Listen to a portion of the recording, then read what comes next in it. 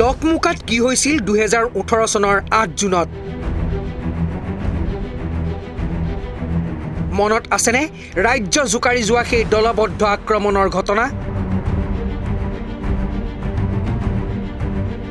কি শাস্তি হ'ব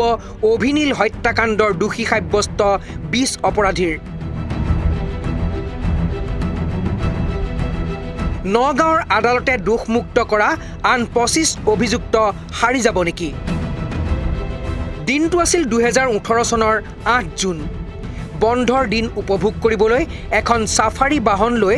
কাৰ্বি আংলঙৰ নৈসৰ্গিক শোভাৰ মাজত বিলীন হৈছিলগৈ গুৱাহাটীৰ পৰা যোৱা দুই বন্ধু অভিজিত নাথ আৰু গোৱাত সাউণ্ড ইঞ্জিনিয়াৰ ৰূপে কৰ্মৰত নীলোৎপল দাস নিশা প্ৰায় 8 বজাত কাংঠিলাংছ জলপ্ৰপাতৰ পৰা উভতি অহা যুৱক দুজনক ডকমুকাৰ পানীজুৰি নামৰ গাঁওখনত 2 শতাধিক লোকে আগচি ধৰি সোপা ধৰাৰ সন্দেহত বৰ্বৰভাৱে আক্ৰমণ কৰে মোৰ দেউতাৰ নাম গোপাল চন্দ্ৰ দাস মাৰ নাম ৰাধিকা দাস মৰণকাতৰ আৰ্তনাদেৰে নিজৰ পৰিচয় দি প্ৰাণ ভিক্ষা কৰা যুৱক দুজনৰ প্ৰতি উপস্থিত কাৰো কোনো অনুকম্পা নাজাগিল আৰক্ষী গৈ ঘটনাস্থলীত উপস্থিত হোৱালৈ প্ৰাণবায়ু উৰি গৈছিল দুয়োজন যুৱকৰ ঘটনা সন্দৰ্ভত ডকমকা থানাত পঞ্জীয়ন হোৱা গোচৰত তদন্ত চলাই আৰক্ষীয়ে 48 জন লোকক গ্ৰেপ্তাৰ কৰি প্ৰায় 800 পৃষ্ঠাৰ অভিযোগনামা দাখিল কৰিছিল ডিফুৰ আদালতত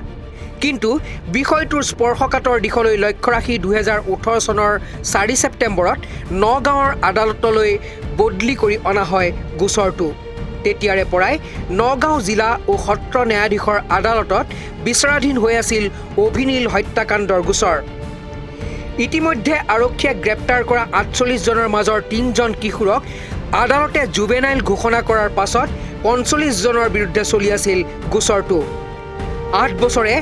71 গৰাকী লোকৰ সাক্ষ্য গ্ৰহণৰ পাছত আজি নগাঁও জিলা ও সত্ৰ ন্যায়াধীশৰ আদালতে দিলে গোচৰটোৰ চূড়ান্ত ৰায়দান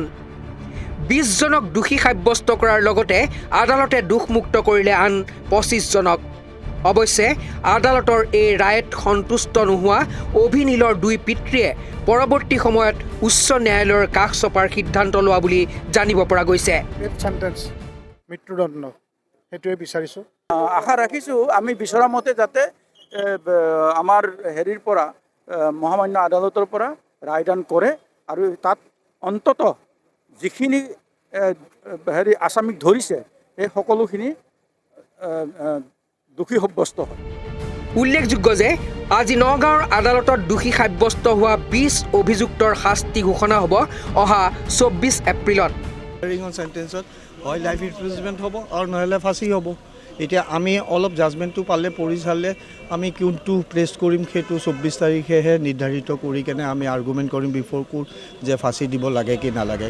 দোষীৰ শাস্তি শুনিবলৈ মাজত আৰু 3 দিন আছে যদিও নগাঁৱৰ আদালতৰ আজিৰ চূড়ান্ত ৰায়দানে মানৱতাক ভুল লুণ্ঠিত কৰা নৃশংস হত্যাকাণ্ডৰ গোচৰটোক লৈ দীৰ্ঘদিনীয়া উৎকণ্ঠাৰ অৱসান ঘটালে